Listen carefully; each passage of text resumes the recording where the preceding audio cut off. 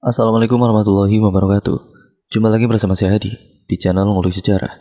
Dan pada video kali ini saya akan kembali lagi membacakan suatu kisah misteri yang kali ini berjudul tentang kisah pesugihan kotoran kambing. Cerita kali ini ditulis oleh Manafila.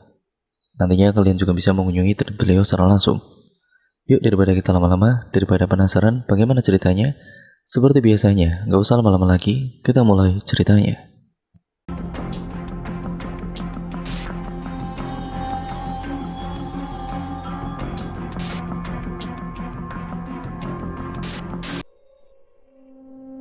Desi senang sekali hari ini. Minuman bobanya ludes terjual habis. Padahal, jam masih menunjukkan pukul 2 siang. Kalau hari biasa, dagangannya bahkan masih belum terjual separuh di jam segini. Tapi Desi ini ya, tak heran. Hari ini adalah hari spesial karena ini adalah hari pertama Desi melakukan pesugihan agar dagangannya laris manis. Desi memang tidak punya pilihan. Dia adalah seorang single parent, sudah 3 tahun ia menjanda. Desi pun harus menafkahi kedua anaknya yang duduk di kelas 2 SD dan 3 SMA. Apalagi Desi juga harus merawat ibunya yang sudah sakit-sakitan. Ditambah lagi dagangannya Desi yang bermodal uang pensiunan suaminya tidak bisa memberi keuntungan besar. Pada saat pertama kali jualan, boba Desi ini sempat laris manis. Tapi entah kenapa, saat di tengah-tengah jalan bobanya itu masih banyak yang tersisa. Bahkan pernah 2 minggu dia terus-menerus merugi. Desi sempat memutar otak dengan mengurangi isian boba dan membeli rasa minuman yang lebih murah. Lalu ia terpaksa menaikkan harga minumannya, tapi boba Desi justru tidak terjual sama sekali. Bahkan Desi sampai berpindah tempat beberapa kali. Memang risiko dalam berdagang itu besar. Jika tidak laku, ya rugi besar. Bisa diperkirakan Desi berjualan sepi itu ya sudah hampir 2 bulanan. Belum lagi pengeluaran setiap harinya itu banyak. Hal itu semakin membuat Desi kelimpungan. Pernah terbesit di pikiran, apa aku harus cari suami lagi ya? Nanti kan kebutuhan keluargaku ada yang menjamin. Namun itu hanya bualan semata. Ya, Desi itu janda cantik. Ia masih awet muda, tapi untuk menemukan ataupun mencari seorang laki-laki yang tepat itu susah. Tidak segampang membalikkan telapak tangan, apalagi ia hidup di desa. Sulit rasanya mencari seorang suami. Siang itu matahari yang sudah tepat di atas kepala membuat orang berada di luar rumah merasakan dahaga yang luar biasa. Berbondong-bondong para pengendara motor memarkirkan motornya di pedagang kaki lima maupun warung yang berjualan minuman. Bisa dikatakan semua pedagang air minum laris pada siang itu. Tapi tidak di lapaknya Desi. Desi hanya bisa menghela nafas panjang. Ya Allah, cobaanku berat sekali. Dari pukul 9 pagi sampai jam 2 siang ini, Desi hanya memandang para pedagang yang ada di sekelilingnya yang tengah asik melayani pembelinya. Pernah Desi mencoba untuk berkeliling desa bahkan perumahan untuk menjajakan dagangannya. Matahari bersinar amat terik, seperti menyedot semua tenaga yang sebenarnya bisa Desi keluarkan siang itu melakukan banyak kegiatan. Tapi, bagaimana lagi di tengah kondisi tidak menyenangkan, orang memang seringkali tidak bisa berbuat apa-apa. Desi mengelilingi komplek perumahan ini hampir 20 kali dalam sehari. Pada kondisi matahari yang sedang panas-panasnya, Desi mencoba menjual barang dagangannya ke penduduk komplek. Maklum kondisinya benar-benar panas, ya memanglah peluang besar bagi Desi untuk mendapatkan uang. Di udara yang amat terasa panas, siapa yang tidak suka minum es? Maka dalam kondisi itu, Desilah yang memenuhi keperluan orang-orang. Telah bertahun-tahun ia geluti profesi untuk menjual es boba. Hasilnya tentu tidak seberapa. Akan tetapi karena tidak punya keterampilan apapun lagi untuk mendapatkan uang, sudah pasrahlah ia mencari berbagai macam pekerjaan lain. Udara panas memang kerap membuatnya kewalahan. Kadang hanya karena kondisi itu, Desi tidak melanjutkan kegiatannya berjualan. Padahal es boba buatannya masih tersisa amat banyak. Hal itulah yang menyebabkan Desi tidak kaya-kaya sampai sekarang ini. Siang itu, tanpa Desi ketahui alasannya, seorang pria parubaya dengan penampilan eksentrik mendatanginya yang sedang beristirahat dan meneduh di sebuah pos ronda setelah selesai berjualan. Ia menanyai perihal bagaimana perasaannya terhadap pekerjaannya sekarang. Berapa uang yang Desi dapat dalam sehari? Dan tidak tahu apa tujuannya, ia menawarinya sebuah pertolongan. Kau tidak perlu keliling dan berpanas-panasan lagi, aku bisa membantumu, kata lelaki itu dengan ringkas. Desi yang tidak paham dengan perkataan laki-laki itu pun mengacukannya. Lagian, Desi pun tidak kenal dengan laki-laki parubaya itu. Sudah berbulan-bulan tidak ada perubahan sama sekali. Desi sudah tidak sanggup hidup dengan serba kekurangan. Mau tidak mau, Desi terus memutuskan untuk mencari jalan keluarnya. Karena sudah sangat putus asa, Desi pun memutuskan untuk menghubungi laki-laki yang tempo lalu mendatanginya. Ternyata laki-laki itu sesama penjual dan ia memasang penglaris yang jadi solusi utama kalau jualannya sudah mulai tidak laku. Laki-laki itu lalu kemudian menyarankan agar Desi datang ke salah satu desa yang berada di bawah lereng gunung dengan berbekal alamat yang ditulis di selembar kertas. Tepat pukul 4 pagi, Desi berangkat menuju ke alamat tersebut dengan mengendarai bus antar kota. Perjalanan menuju ke rumah dukun itu memakan waktu sekitar 3 jam perjalanan. Sesamanya di terminal kota, untuk menuju ke desa itu Desi harus menaiki ojek karena tidak ada angkutan umum yang menuju desa tersebut. Dengan tas yang ada di tangan kirinya, Desi membulatkan tekad untuk merubah kehidupannya. Beberapa kali Desi menanyakan alamat itu ke warga setempat, sampai akhirnya Desi berhenti di salah satu rumah yang bangunannya berbeda dengan yang lain. Rumah berdinding kayu dengan halaman yang sangat-sangat asri.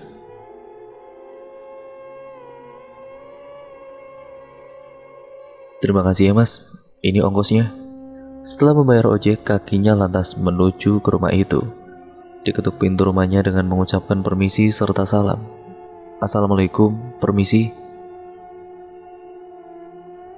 Berulang kali Desi mengucapkan salam sampai akhirnya terdengar suara langkah kaki dari dalam rumah itu. Iya, waalaikumsalam, sebentar. Dengan detak jantung yang berdegup kencang, Desi pun akhirnya bertemu dengan seorang kakek tua yang berpakaian serba hitam. Kenapa Nduk pagi-pagi datang ke sini? Mbah, saya datang ke sini mau minta bantuannya Mbah. Ya sudah, masuk dulu yuk, silakan duduk. Tunggu sebentar. Tidak berselang lama, kakek tua itu, sebut saja Mbah Mijan.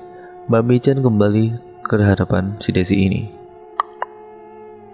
Tidak berselang lama, kakek tua itu, sebut saja namanya Mbah Mijan. Mbah Mijan kembali ke hadapan Desi dengan membawa sebuah kendi dan dupa yang sudah terbakar serta kembang 7 rupa. Bagaimana nak? Kamu ingin apa? Saya ingin dagangan saya laris Mbah.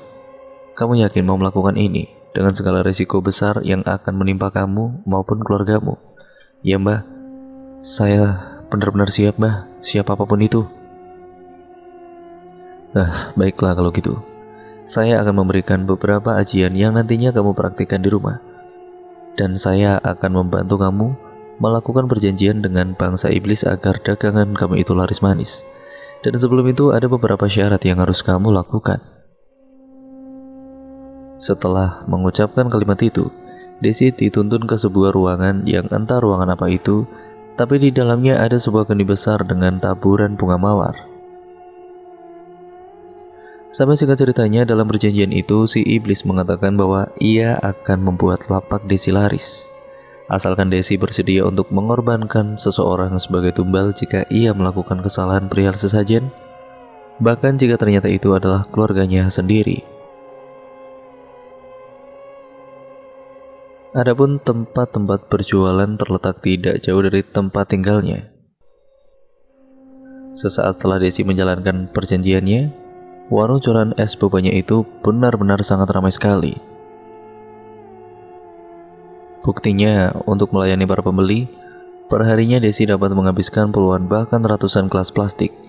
Di samping itu, pembeli yang hadir juga berada dalam antrean yang panjang. Syarat itu cukup mudah bagi Desi. Ia hanya cukup mengumpulkan kotoran kambing setiap harinya. Kotoran itu kemudian ia campurkan saat merebus boba. Tidak lupa, Desi merapalkan beberapa mantra agar kotoran itu terasa seperti boba yang terlalu banyak tepung saat dimakan. Desi melakukan itu tanpa diketahui anak dan ibunya. Beberapa minggu setelah melakukan itu, minuman boba Desi berangsur-angsur untung. Bahkan pembeli sampai dibuat antri untuk mendapatkan si boba itu untuk dapat menikmati minuman buahnya Desi. Katanya bobanya sangat kenyal dan rasanya lain dari minuman boba yang biasa dijual di pinggir jalan. Bahkan Desi sampai bisa membangun kedai bobanya bulan depan. Ia menamai kedainya dengan nama Bumbing. Hasil pelesetan boba yang memakai pesugihan kotoran kambing, yang tentunya hanya Desi yang tahu arti nama itu. Terlampau untung, ibu Desi yang sakit-sakitan akhirnya bisa diperiksakan ke rumah sakit. Anak-anaknya sudah tidak khawatir SPP-nya telat dibayar, ya karena ibunya sudah menjadi pengusaha boba yang sukses. Yang tadinya rumahnya masih kelihatan batu batanya, sekarang direnovasi habis-habisan. Ia pun membeli aset yang harganya itu bisa dikatakan mahal. Seperti biasanya, Desi sudah bangun sejak dini hari. Ia mempersiapkan semua bahan untuk berjualan pada pagi harinya. Desi yang dibantu ponakannya yang biasa dipanggil si Nona, Desi kemudian melakukan semua persiapannya. Mulai dari membuat adonan boba sampai membuat krim susu, persiapan itu rutin dilakukan sejak pukul 6 pagi. Hal itu agar pada pukul 8 pagi, dagangannya telah siap untuk dijajakan kepada para pembeli. Menariknya, Desi tidak hanya menjual boba, ia juga menjual rokok dan aneka makanan ringan. Dua jenis dagangan itulah yang mengecoh para pembeli agar tidak ada yang mengetahui kalau Desi melakukan pesugihan. Dan lapak jualannya itu tidak terlalu besar, ukurannya 3 meter persegi saja. Dindingnya campuran antara semen dan triplek. Atapnya dibuat dari asbes yang jika sudah masuk di tengah hari, suhu di dalam warung akan menjadi sedikit panas, tidak ubahnya sauna di Korea. Meski demikian sederhana, lapaknya selalu laris manis sebelum jam menunjukkan pukul 12 siang. Jika sudah habis, Desi akan menutup lapaknya dan membereskan semuanya bersama si Nona. Dan setelah itu, Desi buru-buru ke berbagai desa untuk mencari kotoran kambing. Jika ditanya untuk apa kotoran kambing itu, dengan mudahnya Desi akan menjawab, "Oh, kotoran kambing ini akan saya buat pupuk tanaman." Padahal kotoran kambing itu sebagai media ritual pesugihannya. Jika sudah terkumpul banyak, kotoran kambing itu diletakkan di salah satu ruangan khusus yang hanya Desi saja yang boleh masuk. Sebelum pengolahan, kotoran kambing itu dibacakan mantra terlebih dahulu. Setelah itu adonan boba yang asli dicampurkan dengan kotoran kambing di salah satu wadah yang kemudian direbus secara bersamaan. Tidak bisa dibayangkan orang berbondong-bondong memburu es boba, namun yang dimakan itu bukanlah boba seutuhnya namun kotoran kambing. Sangat-sangat menjijikan. Waktu yang berjalan mengiringi jumlah pelanggan Desi yang kian banyak. Bahkan beberapa ada yang menjadi pelanggan tetap dan mengaku tidak bisa untuk tidak datang ke lapak miliknya jika melintasi jalan di mana lapaknya itu buka. Desi merasa senang dengan apa yang terjadi dengan bisnisnya. Sebagaimana pesugihan, ia akan mendapatkan uang yang banyak sekali dengan cara yang sangat cepat. Ibunya bisa dirawat dengan baik dan anak-anaknya pun bisa jajan dan menikmati hidup yang lebih makmur. Meski begitu, pesugihan membuatnya harus melakukan ritual klinik. Tidak hanya membaca mantra saja, namun seperti yang diarahkan oleh Mbah Dukun, Desi harus selalu memberikan sesajen untuk iblis yang bersekutu dengannya. Semuanya dilakukan di belakang rumah produksinya setiap malam Jumat Kliwon. Semua dilakukannya ketika ia sudah menutup lapaknya karena siapapun tahu bahwa bersekutu dengan iblis adalah perbuatan dosa yang besar dan bisa mengundang amarah, apalagi para pembeli es bobanya yang semakin hari semakin banyak. Mulai dari kalangan anak-anak sampai dewasa, akan tetapi kesuksesan Desi ternyata membuat iri pesaingnya, Joko. Pengusaha minuman cincau yang sudah memiliki kedai bercabang-cabang merasa terancam dengan bisnis baru Desi. Mungkin bisnisnya dibilang kecil, tapi Joko paham kalau bisnis semacam itu memiliki prospek bagus di masa depan. Akhirnya Joko mengirimkan 2 orang anak buahnya untuk menelusuri resep rahasia minuman Desi. Kalau bisa bikin rumor kalau dia jualan dengan cara tidak halal, yang penting kalian hancurkan bisnisnya dia itu, kata Joko. Pagi dini hari, anak buah Joko menyelinap ke dalam rumah produksi Desi.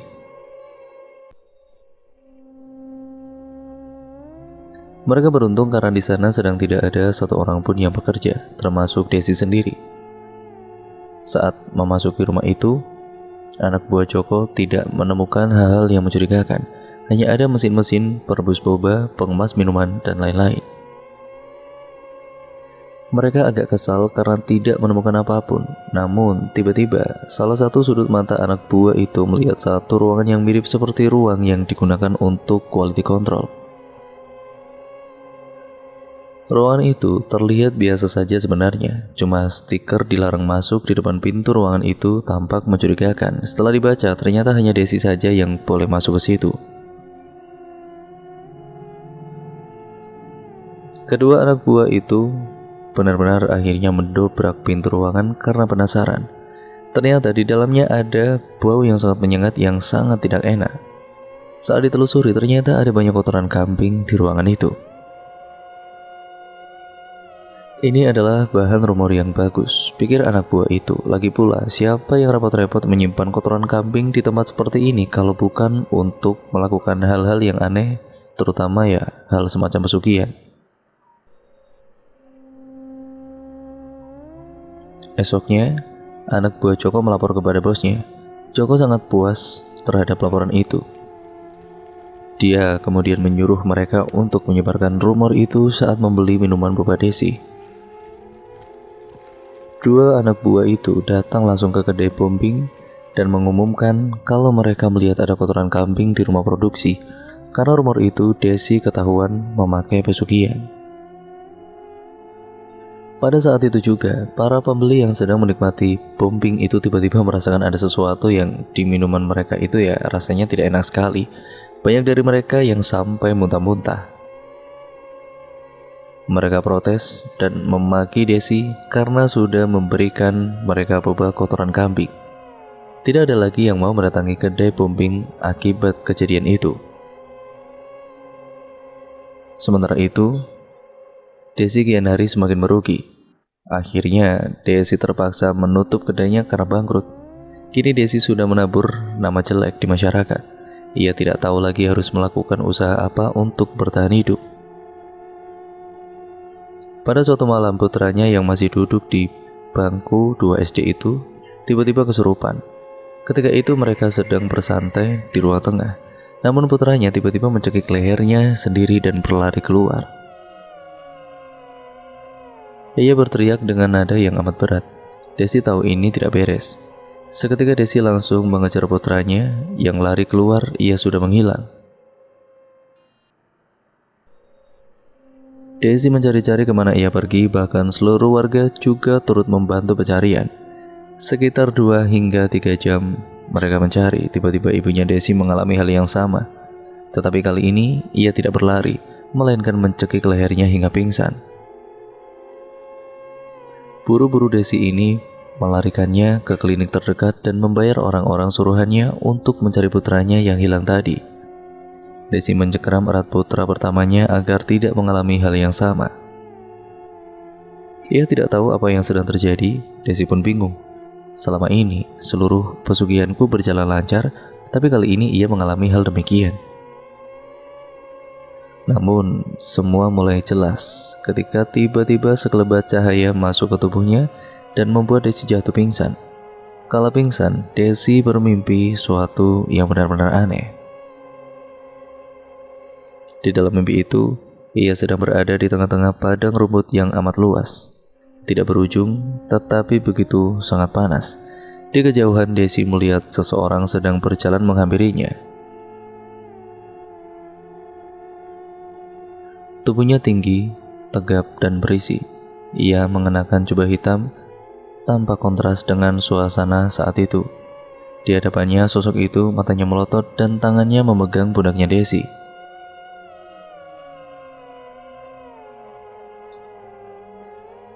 Ia berkata dengan kencangnya, "Mana janjimu?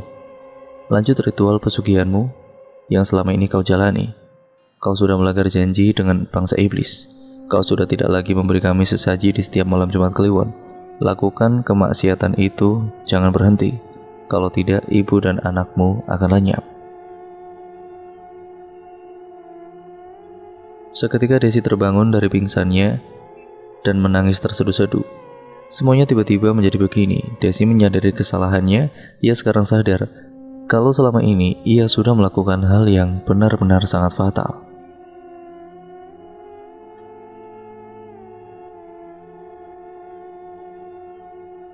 Namun tidak ada pilihan lain. Permintaan pria dalam mimpinya itu kemudian Desi penuhi. Tidak lama 2 hari hingga 3 hari. Ibunya sadar dan anaknya kembali pulang meski berwajah pucat. Desi kala itu menangis hampir setiap hari. Warga sekitar marah kala mendengar pengakuannya. Mereka membakar seluruh asetnya dan mengusirnya dari kampung ini. Desi pun menjadi gelandangan selama hampir 1 tahun hingga akhirnya menemukan masjid yang ia diami saat ini. Saat itu juga Desi meminta bantuan kepada salah satu ustadz yang kebetulan berada di masjid itu. Desi meminta bantuan agar dirinya bisa terlepas dari bangsa iblis.